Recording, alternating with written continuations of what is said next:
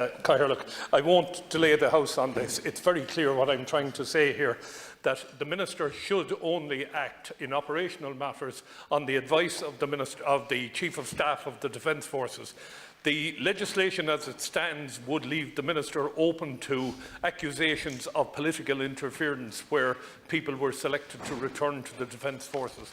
So I think in order to make sure that the Minister is covered legally, and in order to make sure that there can be no allegations of political interference in the Defence Forces, what I have done there in each of those sections, and I'm not going to go through them, is that we look to the Chief of Staff to advise the Minister, or the opinion of the Chief of Staff is sought in each of those cases. I'm not going to go any further on that, because I do know time is pressing. Well, you raised that matter very succinctly in the order of business this morning, so I think that Minister Coveney or the Taoiseach already gave you a good reply, but I'm not going to interfere with the... are you pressing the matter? I'm pressing the matter, and I will withdraw it because I don't wish to delay the House. Thank you. Moved and withdrawn. 43, similarly.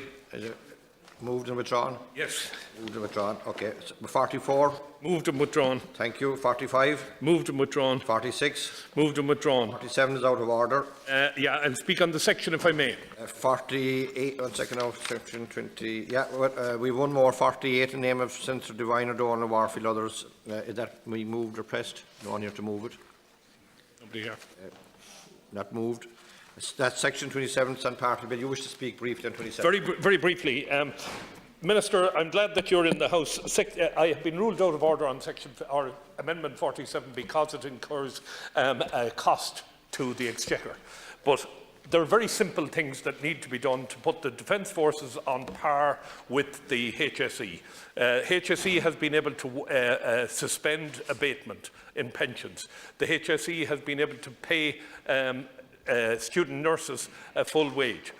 We have cadets, recruits and apprentices who are a very small group of people.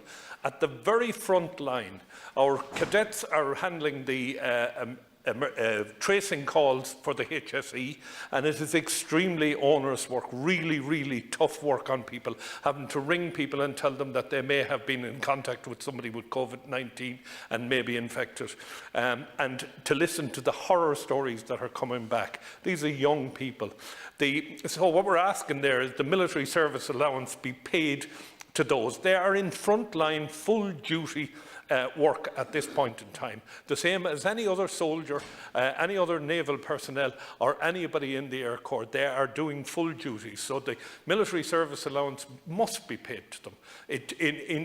For no other reason, for equality with all other sectors in the economy. Pension abatement has been waived within the HSE. It should be waived for members of the Defence Forces returning. The period of time that people are expected to return, we can't tie them to 6 months or 3 years. These are people who have left the Defence Forces and have good civilian jobs. They're currently available to the state because of the situation we find ourselves in, and many will be happy to return. But we must give them an assurance of two things. One, that they can leave without any cost to themselves when the economy changes or when the virus is beaten, and two, that their jobs will be protected. You did that last night for them with the Reserve Defence Forces. We need to do it for members of the Permanent Defence Forces as well.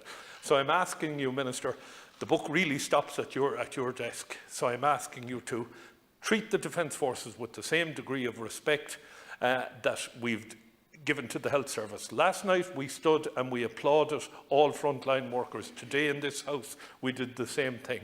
I'm only asking that we deal with the Defence Forces with the same degree of respect, and respect is measured by how we treat them. And if we treat them by paying them the same as we're paying everybody else, then I think that's fair. I'll leave it at that.